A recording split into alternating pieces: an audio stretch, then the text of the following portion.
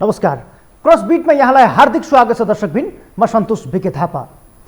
स्थानीय तहको निर्वाचनपछि मुलुकमा सबैभन्दा ठुलो अर्थात् यो निर्वाचनले आगामी सरकारको निर्कुल गर्नेछ र सरकार कसले चलाउने, देश कसले चलाउने भन्ने निर्कुल गर्ने सबैभन्दा ठुलो निर्वाचन संसदीय निर्वाचन मङ्सिर 4 मा प्रदेश र प्रतिनिधि सभाको निर्वाचन अब 4 दिनपछि हुँदैछ। यो निर्वाचनलाई लिएर राजनैतिक दलका उम्मेदवारहरू र स्वतन्त्र ढङ्गबाट उम्मेदवारी दिएका उम्मेदवारहरू पनि यति बेला जनताको बीचमा गएर यो आखिरीको घडीमा आइपुगेका छन्। अब स्थिर समय सुरु हुनका लागि मात्र 1 दिनको समय बाँकी छ। भोलि राति 12 बजेपछि स्थिर समय सुरु हुनेछ, जहाँ चाहिँ उम्मेदवारले प्रचार प्रसार गर्न पाउने छैनन् र सार्वजनिक रूपमा कुनै सभा आमसभाहरू गर्न पाउने छैनन्, मतदातालाई रिझाउन पाउने छैनन्। यस्तो खालको आचार संहिता बनेको छ र यही अनुसार उम्मेदवारहरू चल्नेछन्। अहिलेसम्म हामीले निर्वाचनमा होमिएका उम्मेदवारहरूसँग उहाँहरूको चुनावी रणनीति र जित्ने आधार के छ, एजेन्डाहरू कस्ता छन् भन्ने विषयमा चाहिँ घनीभूत रूपले चर्चा परिचर्चा र बहसहरू गरिरहेका छौँ। यसै बीचमा यति बेला मेरो बीचमा काठमाडौँको निर्वाचन क्षेत्र नम्बर 9 प्रदेश कबाट स्वतन्त्र उम्मेदवारी दिनुभएका अमर गोपाल श्रेष्ठ हुनुहुन्छ। उहाँसँग चाहिँ मैले उहाँको चुनावी रणनीति, उहाँको जित्ने आधार, एजेन्डा र काठमाडौँका मतदातालाई रिझाउन उहाँले के गर्नुभयो र कस्तो छ तयारी भन्ने विषयमा चाहिँ कुराकानी गर्दैछु। स्वागत गरौँ सर। स्वागत छ यहाँलाई। नमस्ते। अब चुनावको स्थिर समय भोलिदेखि सुरु हुँदैछ। तपाईँहरू आजको यो समयलाई भरपूर सदुपयोग गरिरहनु भएको छ। अहिलेसम्मको प्रतिक्रिया कस्तो पाउनुभयो? मतदाताको बीचमा जानुभयो, उहाँहरूले कस्तो प्रतिक्रिया दिनुभएको छ? तपाईँहरूलाई जिताएर पठाउने सोचमा उहाँ हुनुहुन्छ कि के छ? अवस्था कस्तो पाउनुभयो? हाम्रो उम्मेदवारी फाइल गरेपछि हामी घर दैलो 18 गतेदेखि घर दैलोमा गयौँ जनताको। मेरो निर्वाचन क्षेत्र काठमाडौँ 9-1 प्रदेश सभामा स्वतन्त्र उम्मेदवारी हो। त्यसमा 12, 14, 21, 22 चारवटा वडा पर्छ। त्यसमध्ये 21, 22 र 12 सहरी कोर एरिया पर्यो, 14 अलि बाहिर पर्छ हाम्रो नयाँ बस्ती एरिया। काठमाडौँ महानगरपालिकाकै उ छ। त धेरै जस्तो घरमा भोटर भेट नहुने अनि भोटर कि विदेशमा कि घरभन्दा बाहिर गएर भिडभाडभन्दा बाहिर बसोबास भएको पाइयो। खालि रेन्टमा बस्नेहरू फेला पर्ने समस्या यो हो। भोटर अत्यधिक फेला नपर्ने, प्रत्यक्ष हाम्रो भेटघाटमा कमै न्यूनै भनौँ न भेट हुने। र उहाँहरूको गुनासो के पायौँ हामी? निर्वाचनमा आउने ठुल्ठुला एजेन्डा ल्याएर आश्वासन बाँड्ने, झुट्टा आश्वासन दिने, निर्वाचनपछि फर्केर नआउने र केही विकासका कार्य पनि नहुने। र काठमाडौँको मुख्य समस्या स्वच्छ खानेपानी, यो व्यापक गुनासो मेरो निर्वाचन क्षेत्र 12, 14, 21, 22 मा देखिन्छ। बिल चाहिँ आउने, पानी चाहिँ नआउने, आएको पानी पनि त्यो ढल मिसिएको, त्यो उपयोग गर्ने योग्य नभएको र कतिपय अब उपभोक्ताहरू त्यो पानी उपभोग गरेर झाडा, टाइफाइड, अब यस्ता निमोनिया बिरामीहरू पनि भोग्न बाध्य छन्। यो पानीको ठुलो विकराल समस्या छ काठमाडौँ भ्यालीमा। तपाईँहरूलाई मतदाताले चाहिँ त्यो खालको गुनासोहरू सुनाए? हजुर। कस्तो प्रतिक्रिया, उहाँहरूको खास समस्या के रहेछ? तपाईँहरूले प्रत्येक व्यक्तिका या त प्रत्येक घरमा गएर चाहिँ घर दैलो चलाउन सफल हुनुभयो? घर दैलोमा हामी पुग्ने प्रयास गऱ्यौँ। कतिपय ठाउँमा हामी पुग्यौँ, कतिपय ठाउँमा पुग्न पनि सकिएको छैन। हाम्रो साधन स्रोत अब दलहरू जस्तो कम्पेयरले त हामीसँग सम्भव छैन। तर हामी सकेसम्म घर दैलो जनतासँग प्रत्यक्ष भेटेर उहाँहरूको समस्या बुझ्ने प्रयास गऱ्यौँ र हाम्रो कुरा पनि राख्यौँ। र उहाँहरू अहिलेको के भन्नुभएछ, दलहरू निर्वाचनमा मात्रै अनुहार देखाउने, मोटा ठुला एजेन्डा पस्कने र आश्वासन, झुटा आश्वासनहरू दिने अनि काम चाहिँ केही सिन्को नभात्ने, यो उनीहरूको गुनासो जनताको। अब त्यो समस्यालाई चिर्दै तपाईँहरू चाहिँ त्यहाँ स्थापित हुन सक्ने या त उहाँको नजरमा पर्न सक्ने खालको सम्भावना छ त? हामीले यसपालिको निर्वाचनमा के भनेछौँ भने 2046 यता बहुदलीय शासन व्यवस्था र 72-73 आन्दोलनपछि माओवादी मूलधारमा डेमोक्रेटिक प्रोसेसमा आएदेखि यता जोड्दा 30 वर्ष भयो शासन। अब पञ्चायत व्यवस्था पनि 30 वर्ष जनताले भोगे, 30 वर्ष बहुदलीय र यो गणतन्त्र सङ्घात्मक व्यवस्था पनि हेर्न पाए। तर यी दलहरूले ठुला आश्वासन दिए जनतालाई, ठुला पोकाहरूबाटै यो गरिदिन्छु त्यो गरिदिन्छु, तर सिन्को पनि भाँचेन। 30 वर्ष हो मेलम्ची खानेपानी आयोजना अहिले पनि कम्प्लिट भएको छैन र काठमाडौँ जनताहरूको ठुला ठुला माग पनि छैन तर जनताको न्यूनतम माग स्वच्छ खानेपानी अनि निःशुल्क शिक्षा र निःशुल्क स्वास्थ्य यी राज्यका आधारभूत प्राथमिक क्षेत्र हो जो राज्यले आफ्ना नागरिकलाई दिनै पर्छ। ट्याक्सको चरम भार छ जनतामा, महँगाई बढ्दो छ, पेट्रोल डिजल बढ्दो छ। अहिले हाम्रो डलर $1 बराबर 133 रुपियाँ, सायद नेपालको इतिहासमा यो म्याक्सिमम रेट हो। भनेपछि हामी फेरि इम्पोर्ट गरेर आफूले अति आवश्यक चाहिने उद्योग धन्दा कल कारखानामा इक्विपमेन्ट पनि इम्पोर्ट गर्न गाह्रो भइसक्यो। डलर सञ्चित राष्ट्रवाणी ब्याङ्कको कोषमा शून्य जस्तै भइसक्यो। विदेशी युवाहरू जीवनयापनको लागि ऋण लिएर घर खेत धितो राखेर विदेश पलायन हुन बाध्य भएका छन्। उनीहरूले कमाएका दुःख गरेर कमाएका महिनाको कति 10,000 होला मुस्किलले र्याल, त्यसबाट जीवन धान्न गाह्रो भइरहेछ अभिभावकहरूलाई। शिक्षा स्वास्थ्य हरेक क्षेत्रमा महँगाई बढेछ। अहिले खाद्यान्न हेर्नुहोस्, दाल चामल तेल पिठो सबै कुरा महँगी बढेछ। तरकारी हेर्नुहोस् त। जस्तो यी समस्याहरू भनेका पहिलेदेखि रहँदै आएका समस्या हुन्। यी समस्याहरूलाई राजनैतिक दलहरूले त पार लगाउन सकेनन्। विगतमा पटक पटक नेतृत्वमा पुगेर सत्तामा पुगेर पनि यही खालका समस्याहरू यथावत छन्। पछि जनताहरू मार पर्ने खालको अवस्था यसो भयो। तपाईँहरू जस्तो स्वतन्त्र व्यक्ति जो चाहिँ एक्लो चाहिँ निर्वाचित भएर आउने व्यक्तिले चाहिँ यी खालका समस्याहरूसँग जुझ्न सक्ने, यसलाई चाहिँ निराकरण गर्न सक्ने या त यिनीहरूलाई चाहिँ त्यो निर्मूलै पार्न सक्ने खालको अवस्था त रहन्छ यो अहिलेको अवस्थामा? अवश्य पनि। किनभने दलहरू दलका अध्यक्षबाट गाइडेड हुन्छन्, कन्ट्रोल हुन्छन्। तर स्वतन्त्र उम्मेदवार भनेको कुनै घेरा बन्धक उनीहरूलाई हुँदैन। उनीहरू स्वतन्त्र विचार आफ्नो संसदमा राख्न पाउँछन्। र हाम्रो अहिले नारा हो अधिराज्यभरि नो नट रिपिट अगेन।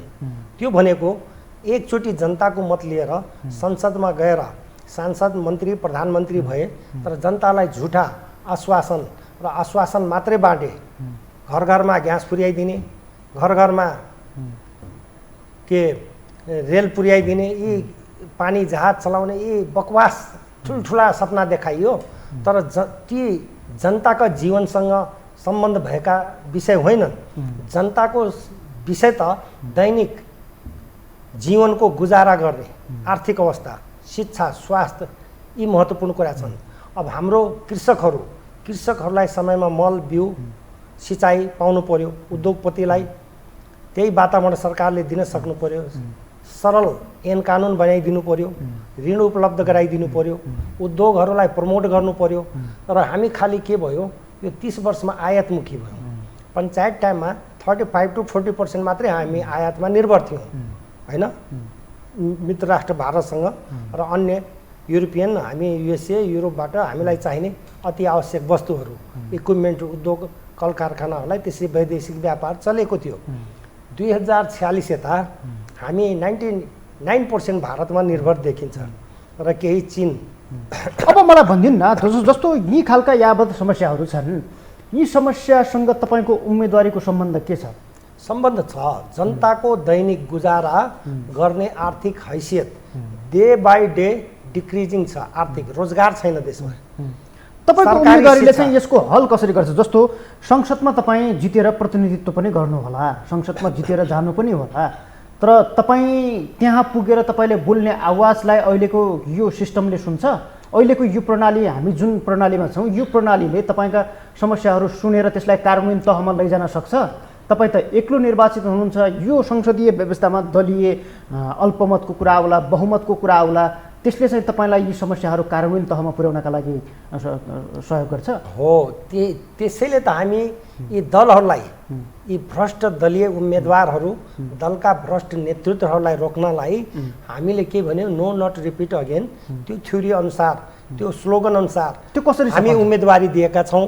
हाम्रो भनाइ के छ जनतासँग, 30 वर्ष तपाईँहरूलाई यिनीहरूलाई बुढाहरूलाई पटक पटक जिताउनु भयो। यिनी सांसद प्रधानमन्त्री मन्त्री पटक पटक भए तर केही देशले पाएन, विकास पनि पाएन, जनताको आर्थिक स्तर बढाउने कार्य पनि केही भएन, रोजगारी पनि बढेन, गुणस्तर शिक्षा स्वास्थ्य पनि प्राप्त हुन सकेन। सरकारी हस्पिटलको अवस्था दयनीय छ। सरकारी स्कुलहरूको अवस्था पनि दयनीय छ, गुणस्तर शिक्षा प्राप्त हुन सकेन र ती कुराहरू सुधार्नलाई भ्रष्टाचार मात्रै बढ्यो। त्यसैले हाम्रो नारा छ, यसपालि यी दलीय भ्रष्ट प्रतिनिधिहरूलाई ठाउँको ठाउँ अधिराज गरिराख्नुहोस्। पढे लेखेका युवाहरू स्वतन्त्र सक्षम विज्ञ प्रोफेसनल मान्छे पठाउनुहोस्। किनभने संसद भनेको त्यहाँ गएर संसदमा निदाउने अनि साइड टकिङ लभरसँग कुरा गर्ने अनि परीक्षा विद्यार्थीको परीक्षा कपी चेक गर्ने ठाउँ स्थल होइन। विगतमा हामीले हेऱ्यौँ, कोही स्कुलका समानुपातिकमा प्रधानाध्यापकलाई लगियो, उहाँ चाहिँ संसदमै आफ्नो स्कुलको कपी चेक गरेर बस्नुभयो। 60% साथमा सुतेर बसेछन्। कोही लभरहरूसँग साइड टकिङ अब त्यसो भए के त अब के गर्न सकिन्छ त? अबको विकल्प के? त्यसैमा म आउँदैछु। अब यदि जनताले यी अशिक्षित वृद्ध यी भ्रष्टहरूलाई अहिलेको निर्वाचनमा रोक्न आफ्नो मत परिवर्तन गर्ने हो भने हामी जस्ता पढे लेखा प्रोफेसनल विज्ञ, व्यवस्थापन विज्ञ, कानुन विज्ञ, होइन, अनुसन्धान विज्ञ, जो कि पार्लियामेन्टको काम के हो भन्दाखेरि राज्यले चाहिने, होइन, नभई नहुने कानुनहरू बनाउने, प्रत्येक आर्थिक वर्षमा आफ्नो प्रदेशमा आफ्नो देशमा चाहिने वैज्ञानिक सन्तुलित विकास भएको बजेट पास गर्ने, पास भएको विकास बजेट समयमा कार्यान्वयन भयो भएन, त्यहाँ भ्रष्टाचार भयो कि भएन अनुगमन गर्ने हो। तर त यहाँ के परिपाटी बसालियो, 25-30 करोड संसदीय विकास कोष भनेर लिने सबै सांसदले, अनि त्यो गएर आफू खुसी त्यो प्रति उत्पादक भनौँ न, रिटर्न नहुने, हाम्रो करको पैसा रिटर्नेबलमा लागू नहुने, आफ्नो झोले कार्यकर्ता परिवारलाई बाँट्ने र झुट्टा कागजहरू बनाएर पेश गर्ने र त्यो फर्चोट पनि नहुने। त्यसैले महालेखाको वार्षिक प्रतिवेदनमा हेर्नुहोस्, प्रत्येक आर्थिक वर्षमा डबल तेब्बल बढ्दै गएछ बेरोजु। त्यसैले हाम्रो के भनाइ छ, संसदको काम त्यो 25-30 करोड विकास लिएर मागेर गएर भ्रष्टाचार गर्ने होइन। संसदको काम कानुन बनाउने, प्रत्येक आर्थिक वर्षमा वैज्ञानिक सन्तुलित देशका विकास हुने गरी उद्योग, कृषि, पर्यटन, जलस्रोत, घरेलु उद्योगहरू, यी हरेक क्षेत्र, शिक्षा, स्वास्थ्य, खानेपानीमा ती जनताका करको बजेटको सदुपयोग हुने गरी सन्तुलित वैज्ञानिक बजेट बनाउनु पर्थ्यो। तर त यहाँ बजेट कस्तो भयो, नेतामुखी। हाम्रो बजेटको दुरुपयोग भयो। बजेट कहाँ खर्च भयो, यी जनप्रतिनिधिका 5-6 करोडको पजेरोमा खर्च भयो। बजेट कहाँ खर्च भयो, नेताजीको स्वास्थ्यमा 50 करोड, अनि विदेश नेपालमा उपचारै नगराउने, अमेरिका, जापान, अनि ब्याङ्कक, थाइल्यान्ड, विदेशमा कुद्ने। अब होइन, यी यावत कुरालाई तपाईँले कसरी रोक्नुहुन्छ भन्ने चाहिँ हामी रोक्छौँ। हामी संसदमा पुगेर ऐन बनाउँछौँ। कसरी बनाउनुहुन्छ? जस्तो यत्रो राजनैतिक दलहरूको जगजगी छ, काङ्ग्रेस, एमाले, माओवादी लगायतका ठुला दलहरू तपाईँहरूसँग प्रतिस्पर्धामा हुनुहुन्छ। पहिला त तपाईँहरू त्यहाँ पुग्नका लागि उनीहरूसँग निर्वाचित भएर या त उनीहरूलाई जितेर संसदमा निर्वाचित भएर पुग्नु पर्ला, त्यो अवस्था छ? पक्कै छ। त्यसैले त हामी जनताको माझमा गइरहेछौँ। नो नट रिपिट अगेन भनेकै त्यही हो। तपाईँको बारम्बार मत लिएर गएर संसदमा जस्तो तपाईँहरूको यो योजना पुरा हुनका लागि पहिला देशभर तपाईँहरू जस्ता स्वतन्त्र उम्मेदवार उठ्नु पर्ला। देशभरका एक ठाउँमा मात्रै उठेर पनि भएन, प्रदेशमा उठ्नु पर्ला, प्रतिनिधि सभामा उठ्नु पर्ला। प्रत्येक निर्वाचन क्षेत्रमा तपाईँहरू जस्ता उम्मेदवार उठ्यो भने जनताले एउटा विकल्प पाउँछन् र मत परिवर्तन गर्ने सम्भावना हुन सक्छ। हामी यही, तर अहिले त त्यो सम्भावना छैन। होइन, स्वतन्त्र पनि प्रत्येक ठाउँमा छैन। होइन, प्रदेश सभामा चाहेर नचाहेर पनि राजनीतिक दललाई चुन्नै पर्ने अवस्थामा जनता पनि छैन। अहिलेको हेर्नुहोस् डाटा, अधिकतम यसपालिको निर्वाचनमा स्वतन्त्र धेरै छन्, प्रदेश सभामा पनि छन्, प्रतिनिधि सभामा पनि छन्। अहिले यो अवसर छैन जनतालाई कि पढे लेखा आउँदैनन् पोलिटिक्समा, खालि अनपढ भ्रष्ट ठेकेदार गुन्डा तस्करहरू मात्रै आउने। अब जस्तो मानौँ तपाईँहरू निर्वाचित भएर आएको खण्डमा पनि स्वतन्त्रभित्र पनि विभिन्न खालका गुट उपगुटहरू देखिन थाले। यो सुरुवाती चरणमै गुट उपगुटहरू देखिन थाले, त्यहाँ विभिन्न व्यक्तिका विभिन्न स्वार्थहरू देखिन थाले। कतिले त स्वतन्त्र शब्दको चिरहरण गर्दै स्वतन्त्र पार्टी नै बनाएका छन्। यो अवस्थामा तपाईँहरू त्यहाँ संसदमा पुगेर मिल्न सक्नुहुन्छ र एउटा फेरि राजनैतिक दलभन्दा एउटा प्रस्कृत, एउटा रूपान्तरित सोच लिएर तपाईँहरू संसदमा पुग्नुहुन्छ भन्ने कसरी पत्याइ दिने जनताले? होइन, यस्तो छ, यो राष्ट्रिय स्वतन्त्र पार्टी भनेको स्वतन्त्र होइन, त्यो पार्टी नै हो। जस्तो एमाले, माओवादी, निर्वाचन आयोगमा दर्ता भएका दलको नाममा ती सबै पार्टी हुन्, स्वतन्त्र होइनन्। स्वतन्त्र को हो, जो पार्टीमा नलागेका। अब यहाँ स्वतन्त्र पनि अलि भोटरमा कन्फ्युजन छ। त्यो तपाईँहरूले पनि चिर्न नसके जस्तो हामीले बाहिरबाट विश्लेषण गर्दा मतदाताको बिचमा गएर हामीले पनि बुझ्दा उहाँहरू के भन्नुहुन्छ भने यसपटक मत परिवर्तन गर्नुहुन्छ भनेर हामी सोध्छौँ। उहाँहरू भन्नुहुन्छ हामी राजनैतिक दललाई मत दिँदैनौँ, कसलाई दिनुहुन्छ? स्वतन्त्रलाई मत दिन्छौँ, स्वतन्त्र कसलाई दिनुहुन्छ? घन्टीलाई दिन्छौँ भन्नुहुन्छ। त्यो अलिक कन्फ्युजन पक्कै छ। स्वतन्त्र त्यो कन्फ्युजन तपाईँले चिर्न किन सक्नु? रवि लामिछाने मतदाताको बिचमा गएर त्यो कन्फ्युजन चिरेर स्वतन्त्र भनेको के हो, पार्टी भनेको के हो हामी त्यो बुझाइरहेछौँ। जस्तो यो रवि लामिछानेजीको राष्ट्रिय स्वतन्त्र पार्टी त्यो निर्वाचन आयोगमा दर्ता छ। अब राष्ट्रिय चाहिँ अब अलि जनताले नबुझ्या हो वा बुझाउन नसक्या हो, त्यो दल नै हो। निर्वाचन आयोगमा जुनसुकै पार्टी दल दर्ता हुन्छन् भने ती राजनीतिक पार्टी दल हो, जेसुकै नामको। स्वतन्त्र यसमा स्वतन्त्र थपिएकोले अलि कन्फ्युजन छ। फेरि अर्कोतिर पनि कन्फ्युजन छ। जस्तै मेरै प्रदेशमा हामी प्रदेश सभामा 1 सिटको लागि 11 जना उम्मेदवार छौँ। त्यसमा 8 जना दलका छन्, 3 जना हामी स्वतन्त्र। त 3 जना मध्ये पनि 2टा कस्ता छन् भने पूर्व एमालेबाट 14 वडामा सभासद चलाइसकेका पूर्व वडा अध्यक्ष एमालेका छोरा, अनि अर्को फेरि मेरै 21 वडाको एमालेको वडा अध्यक्षको भाइ हुनुहुन्छ। अब यसमा अलिकति बोगस उम्मेदवारी उठाउने अनि केही भोट काट्ने, अनि निर्वाचन आयोगले निर्वाचन दिनमा 2टा गाडीको पास दिन्छ, त्यो लिएर अब मतदाता बोक्ने यो स्ट्रेटेजी देखिन्छ। अब जनतामा के भयो, ओहो कतिजना स्वतन्त्र, तर जनताले पनि आफूले अलि अध्ययन गर्नु पर्यो। दलका उम्मेदवार को हुन्, स्वतन्त्र उम्मेदवार को हुन्, त्यस मुद्देको पृष्ठभूमि के हो, होइन त? छुट्याउनु पर्यो, जनताले बुझ्नु पर्यो, होइन? हुन त अब मेरो भनौँ न 3 जना स्वतन्त्र भनेछ, मैले भनिहालेँ नि। 14 को पूर्व वडा सदस्य एमालेबाट जितेका, यसपालि टिकट पाएनन्, स्वतन्त्र उम्मेदवार दिएछन्। एउटा मेरै 21 वडाका भाइ टिकट नपाएपछि स्वतन्त्र हो, यही कन्फ्युजन छ अहिले जनतामा। यो उनीहरू मिसिने भनेकै पार्टीमा। हजुर, तर म यो आफ्नो भाषणमा टोलटोलमा पुग्दा मैले यो बुझाइरहेको छु। जहाँ क्वेसन उठ्छ यसबारे कतिका स्वतन्त्र भन्छन् कि, अब मैले त्यही बुझाइदिएछु। 8-10 वटा त दलै छन्, अनि त्यो दलमा पनि फेरि दलका विद्रोही स्वतन्त्र वा बोगस उठाउने, चुनाव काट्ने, भोट काट्ने केही, र केही तपाईँको यो 2टा गाडीको निर्वाचन आयोगले पास दिन्छ नि, अनि लिएर मतदाता ओसार्ने, त्यो विभिन्न स्ट्रेटेजी बापत यो छ। स्वतन्त्र मेरो 9-1 प्रदेश सभामा भन्यो म मात्रै स्वतन्त्र हुँ, नयाँ फेज फर्स्ट टाइम चुनाव लड्या, र हामी बाध्य भएर चुनावमा आउनु परेको छ। म त प्रोफेसनल मान्छे होइन, म MBA LLB गरेको मान्छे, म एडभोकेट अडिटरको लाइसेन्स भएको मान्छे, म अदालतमा एडभोकेट वकालत गर्दैछु, होइन? हामी पोलिटिक्सको क्षेत्रमा आउनु बाध्यता हो हाम्रो के, किनभने यो दलहरूले 30 वर्ष राम्रो शासन, गुड गभर्नेन्स, रुल अफ ल गरिदिएको भए, करप्सन कन्ट्रोल गरिदिएको भए हामी किन आउनु पर्थ्यो? हाम्रै पेसा छ नि। हामी त बाध्यता बसियो नो नट रिपिट अगेन अन्तर्गत यो उम्मेदवारी दिएको, किनभने आउनुको कारण यो यी हाम्रा जनप्रतिनिधिहरू एकाडेमिक एजुकेसन नभएको, जस्तो अहिलेका अर्थमन्त्री हेर्नुहोस् न, अर्थतन्त्रको ABCD थाहा छैन उहाँले, होइन? त्यस्तो आरोप तपाईँहरूलाई पनि विभिन्न चरणमा लाग्ने गरेका छन्।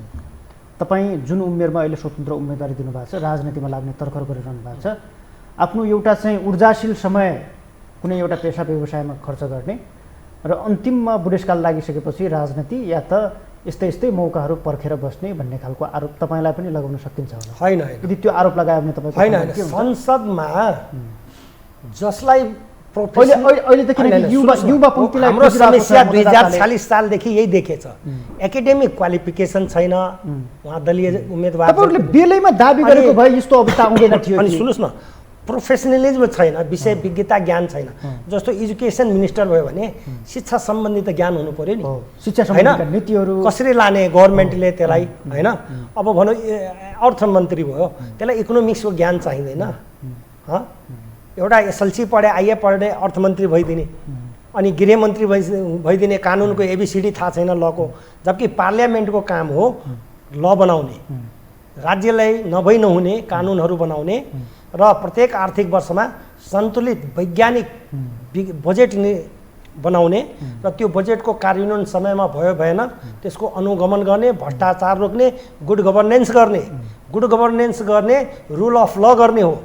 यो परिवार, भाइ, साली, साला, बुहारी, छोरी, ज्वाइँ, यो जुन कल्चर देख्यो नि तपाईँको 2046 अझै 72 पछि त झनै अब इन्डियाबाट, इन्डियन मुलका महिलाहरू हाम्रा नेपाली नागरिकसँग तराईमा बिहा गर्ने, आज बिहा गर्ने, भोलि सांसद हुने, पर्सि मन्त्री हुने।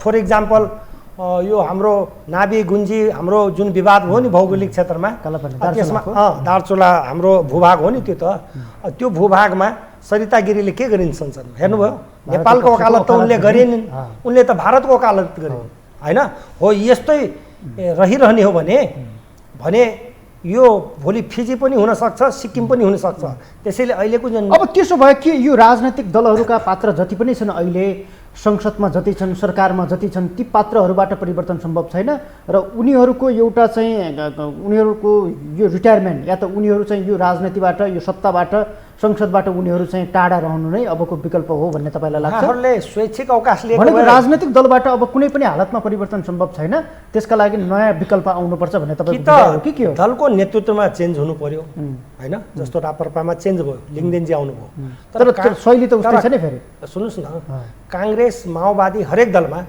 पढे लेखेका युवा पिढीहरू नेतृत्व आयो भने अवश्य चेन्ज हुन्छ भनेको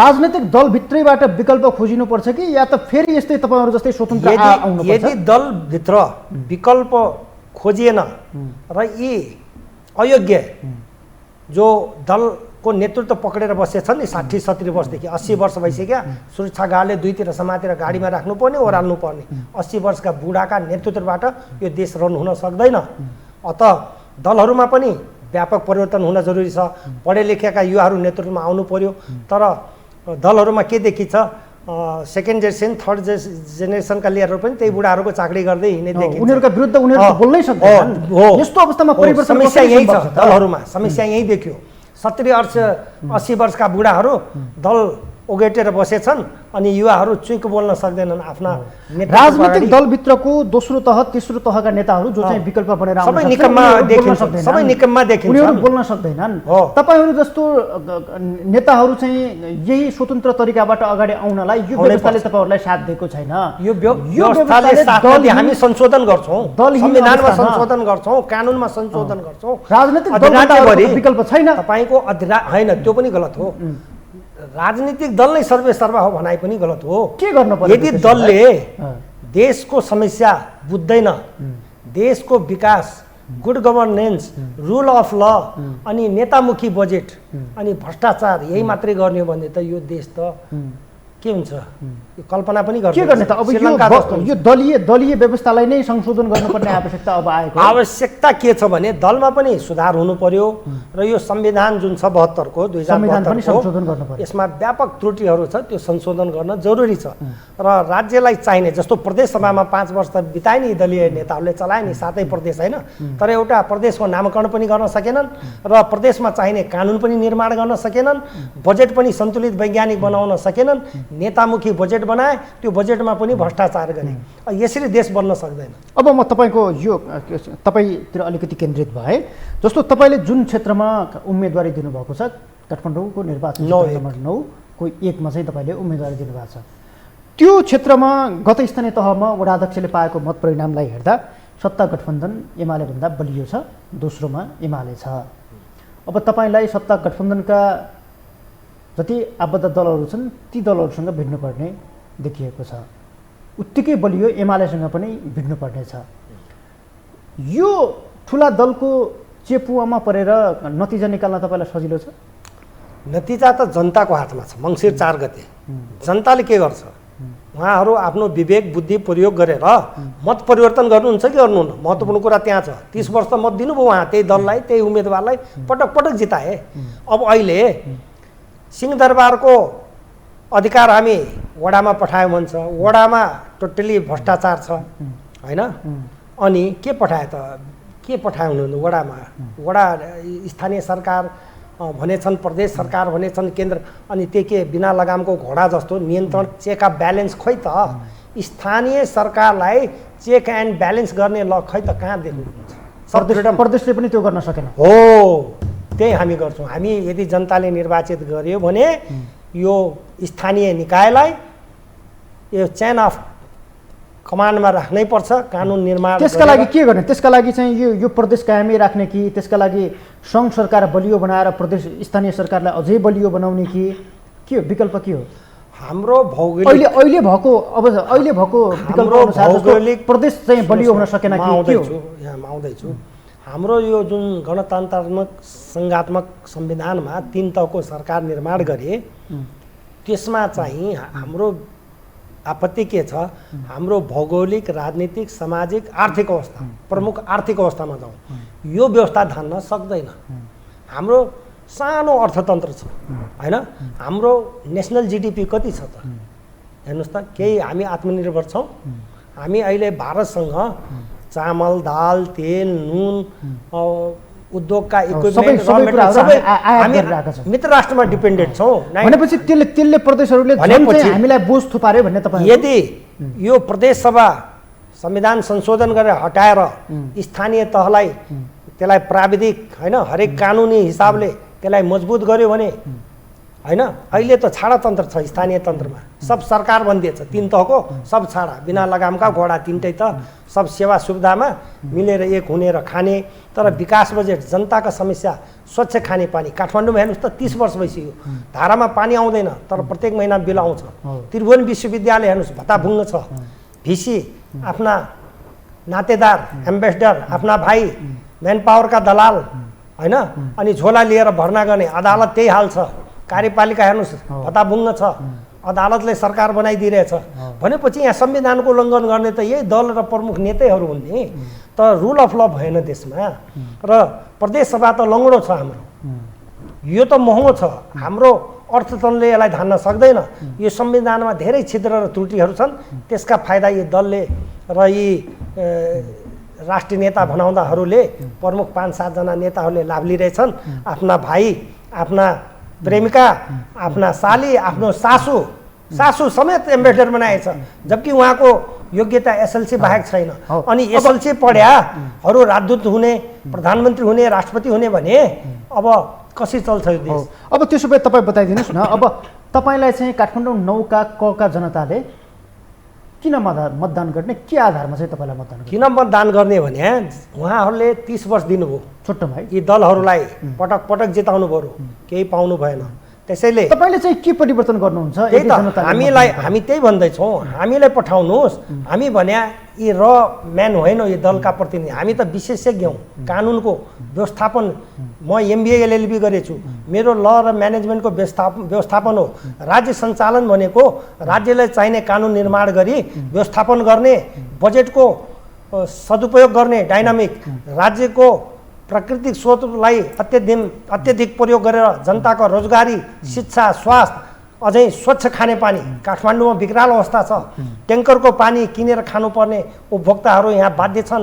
जारको पानी त्यो पनि प्रदूषित छ, टाइफाइड हुने, झाडा पखाला हुने, हस्पिटल सरकारी दयनीय अवस्था छ। यो समस्या हामी पहल गर्छौँ र जनताको समस्या, जनताका भोइस हामी बोल्छौँ, तर दलका सांसदले बोल्न सक्दैनन्, किनभने ती दलका नेतृत्व अध्यक्ष र त्यो पार्लियामेन्टको दलीय नेताबाट नियन्त्रित हुन्छन्, भेडा बाख्रा जस्तो। हामी स्वतन्त्र चुनेर गयो भने हामी कसैको नियन्त्रणमा हुँदैनौँ, कसैको आदेशमा हिँड्दैनौँ। हामी जनताका भोइस बोल्छौँ, जनताको समस्या हामी जनतासँग छलफल गर्छौँ र संसदमा लगेर हामी कलेक्टिभ छलफल गरेर त्यसलाई सक्दो समाधान हामी गर्ने प्रयास गर्छौँ। हस्, यहाँलाई धन्यवाद। हजुर, म अन्तमा 2 शब्द के भन्न चाहन्छु। काठमाडौँ महानगरपालिकाको वडा नम्बर 12, 14, 21 र 22 का मतदाताहरूलाई मङ्सिर 4 गते हुने निर्वाचनमा मेरो निर्वाचन चिन्ह आँखी जालमा मत दिई अत्यधिक मतले विजय गराउन हुन अनुरोध गर्दछु र राष्ट्रव्यापी स्वतन्त्र उम्मेदवारहरूमध्ये पढे लेखा युवाहरूलाई छानेर पठाउनुहोस् र यी दलीयहरूलाई नो नट रिपिट अगेनको हाम्रो जुन नारा छ त्यो अनुसार ठाउँको ठाउँ रोक्नुहोस्, यही भन्दै म टुङ्गाउन चाहन्छु।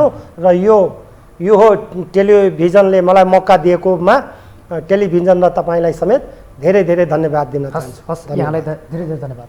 दर्शकबिन, आजको क्रसबिटमा हामीले काठमाडौँको निर्वाचन क्षेत्र नम्बर 9 प्रदेश क का उम्मेदवार अमर गोपाल श्रेष्ठसँग कुराकानी गऱ्यौँ। क्रसबिटको यो श्रृङ्खला यही सकिन्छ। नमस्कार।